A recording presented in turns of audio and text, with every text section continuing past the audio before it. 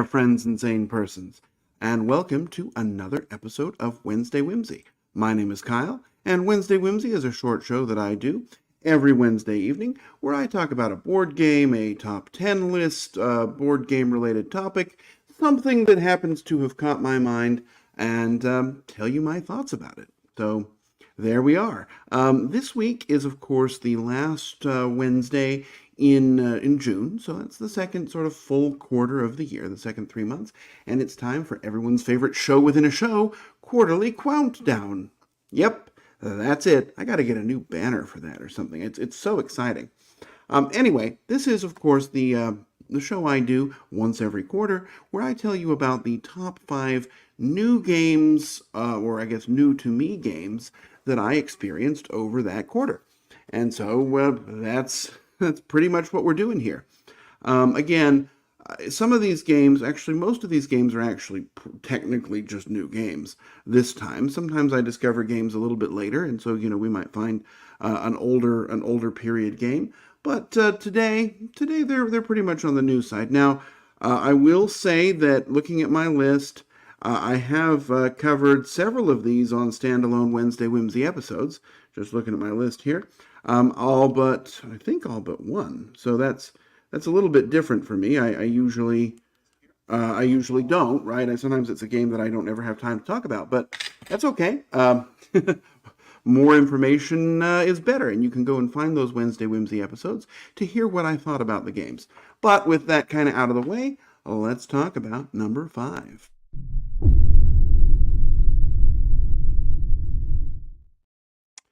All right, number 5 is the one game that I have not talked about on a standalone episode, and this is definitely the newest one on my list. This is a game that I discovered just very briefly, very shortly ago. It was nominated for Spiel des Jahres, and I was like, oh, what's this? And I decided I would try it, and I found an implementation of it on Board Game Arena, and then I got the physical copy as well. So I've played both. This game is called Captain Flip, and it gets me a song from Erotics in my head, unfortunately. Anyway, so Captain Flip is it's a stupid game. I mean, I'm just gonna say that right out. I might do a Wednesday Whimsy about it sometime, but it's honestly so stupid that I'm not sure I even can. But just because it's stupid doesn't mean I don't love it. So in Captain Flip, what you are doing is, there we go, is you are trying to fill up your ship. So you've got this little board, and you're going to be drawing tokens out of a bag. For example, here's the basic ship. So you'll draw a token from the bag, and you'll look at it, and it's going to be one of, I don't know, 5, 6 different kinds of characters. And then you'll decide if you want to keep it, or if you want to flip it over and use the other side. And if you use the other side, you're stuck with it. You have to, you can't flip it again. And you're then going to place it in the bottom row, the bottom available space of any column. You're going to keep doing this until somebody has filled 4 of their 5 columns, and then that's going to end the game. The different things you can do are going to be, they're going to give you points. Some things interact, so there's a kind of a token where you don't want it in the same row and column as other ones of a different type, and you're trying to sort of build the most points possible. There's also a bust possibility, and I've definitely busted, where there's a certain kind of guy who's very valuable, but if you get 3 of them in your boat at the end of the game, you lose. And there's also another one, this monkey, that will flip things back over again, so you do have some chances to mitigate it. Super random, right? You're just drawing tokens out of a bag, but actually surprisingly fun. And a game that you can play in, I mean, literally probably 5 minutes per player, and that is if somebody's really taking a long time to go through it. I mean, the artwork is fine. The rules are pretty straightforward. It's just it's an easy game, right? It's easy and straightforward, and sometimes that's what you're looking for. And I really enjoyed it. I'm looking here on my stats. I mean, I have played so much of this. In the last few weeks, I've gotten in 120 plays. Now, that is counting plays on Board Game Arena, which is a great place to experience this because you can do it for essentially free. And there's a surfeit of people who are there ready and willing to play with you. So that's always good. And I've definitely my most played game of the quarter because of that. So anyway, that is my number 5, Captain Flip. Let's go on to my number 4.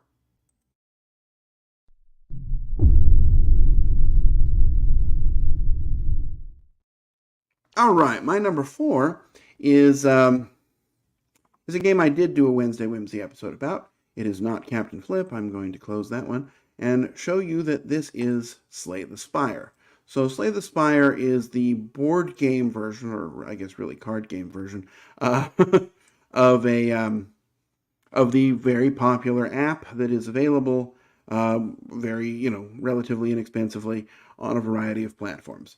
Slay the Spire is really kind of a deck building game. You're trying to sort of get to the end of a certain number of levels, normally 3, and defeat the big boss. At the end, of course, there's a secret 4th level. I know, spoilers, and that's how you truly win. And you're doing so by building up your deck and using your deck to either provide block or attack versus a variety of enemies that are randomly generated by the game.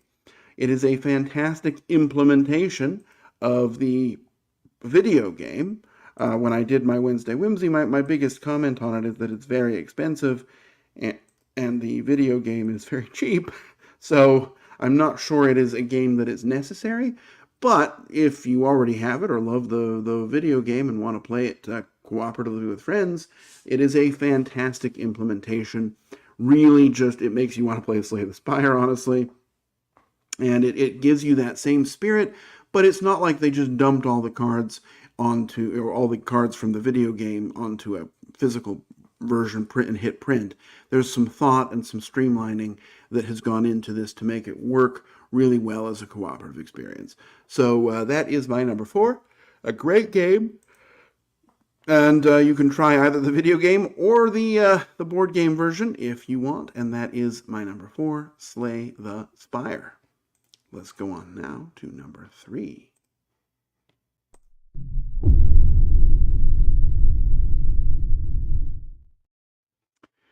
So my number 3 is a game that I only learned really after the fact that it's a video game. I did a Wednesday Whimsy on it. It is a fantastic little campaign game. Really interesting, creative, interesting characters. Lots of opportunity to specialize and customize.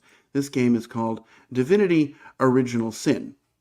So Divinity Original Sin by the same people who brought us, what's the game? Baldur's Gate 3. I started playing the video game. I haven't finished it. I enjoyed it for a while, but decided that I got distracted, honestly. But the the board game version is really fantastic. There's a whole bunch of different endings you can go through. You're going to sort of move up these upgrade paths for different spell categories, and you're just kind of customizing your character, going through adventures. There's definitely a fail-forward type of a system. It has one of my favorite boss battling mechanisms where there's this boss with a track, and that's its action points, and it has a special deck that's going to flip over a card and pay the action points. And so it's really a very dynamic boss that plays almost the same as you do on your turn. This game's all about a cooldown tracker. You're going to put everything on this cooldown, and that's going to sort of, as you take turns, things are going to eventually come back to you. There's a lot of different characters with special abilities, a whole lot of story, but it's a game that really feels like a game more than just a recreation of a video game experience. I really enjoyed Divinity Original Sin. That's my number 3. My number 2 is...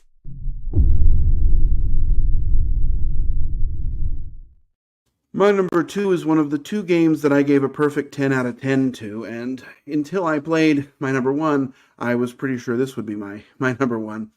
This is the game Anunnaki, or Anunnaki Dawn of the Gods. The different names for it and its expansions get a little bit confusing at times, but Anunnaki, you are playing the role of a race of kind of alien beings that people think are gods, and you're going to be gods from various pantheons. The base box includes a Roman, an Egyptian, I guess Sumatran, or Mesopotamian, I don't know.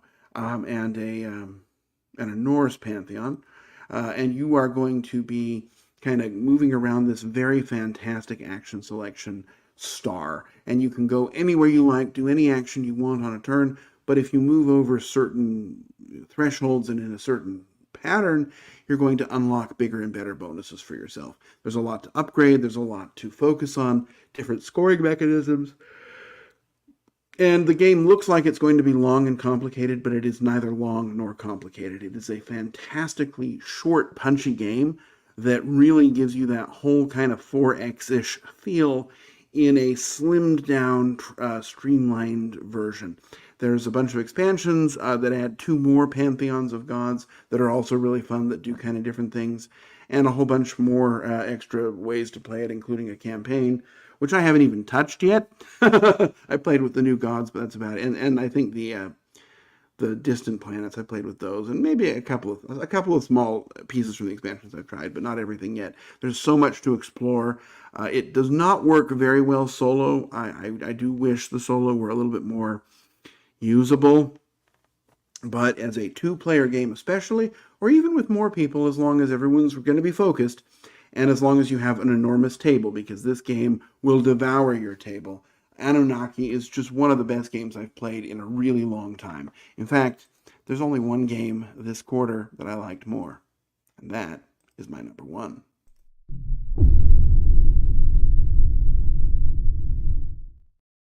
And my number 1 is a game that I kind of have to stop talking about so much because I've just really been going hard and heavy on it lately. It is the game of, I mean, so far the game of the year for me. Obviously the year's only half done, so there's time for something else to come and take its place. But this game is Primal. Primal the Awakening, just such a fascinating, fun game. I mean, yes, it is complicated. Yes, it is fiddly. Yes, there's a lot to keep track of, but the experience of the game is just so fascinating. In Primal, you are basically a team of a couple of heroes, and you're going out and fighting some sort of large megafauna, or basically a dragon. And there's, in the box, there's, I don't know, 12 different bosses you can fight, and then there's expansions that add more. And there are these huge minis that sort of sit in the middle of this board, and what you're going to be doing is tactical card play to both position yourself in different spots around this boss to areas where it can be damaged, and then also to perform your actions and then combos and sort of just build things together to do as much damage to this big bad as possible. But it is a dynamic enemy, and it's going to react to everything you do, well, to many things you can do. And every round you'll see that there's sort of some things it's going to react to, and you can decide whether you're going to do those things or not. And so you can kind of let your knowledge of what might be coming inform your decisions. And then, it's so much fun. It's fast paced. The game, it takes about an hour, but oh my goodness, is it good. It is the game I am always thinking of. I have it set up right next to, it's not set up upstairs right now, but it might be after I record this, because even talking about it makes me just want to play. There is so much to love here. Also, there is a campaign, which I've been playing through, and it's okay. It's really just a way to kind of upgrade yourself slowly. But the game comes with sort of standalone scenarios with every boss at every possible difficulty level, so you can just, you can experience everything, including yourself, at a scaled down or a scaled up for endgame version, and have a great time with the different levels of flexibility and fun that gives you. This game, it just sings. It is so much fun. I every day I wake up and I think, am I going to play Primal today? And it's been a long time since I felt that excited about a game. So it had to be my number 1. I did do a Wednesday Whimsy. I think it might even have been last week, about Primal. But it is just that good. I will say it's not for everyone, right? Be careful. It's expensive and large, and it's fairly complicated with a lot of intricate rules. But there's just so much to love in Primal, and I just always want to play it. So there you have it. That is the quarterly Quountdown for quarter 2, 2024. I hope you've enjoyed talking to me about some listening to me talk about some interesting games. Hopefully you found something that you'd like to try or take a look at. I will again highlight that Captain Flip, my number 5, is available on Board Game Arena right now, so there's no reason you can't go on and try it and at least experience that one. The other ones might require some more hunting, but that's okay. Happy hunting to you. Anyway, I'm going to end it there. I will wish you safe travels and courage when you need it, and I will see you back again next week for another episode of Wednesday Whimsy. Bye-bye.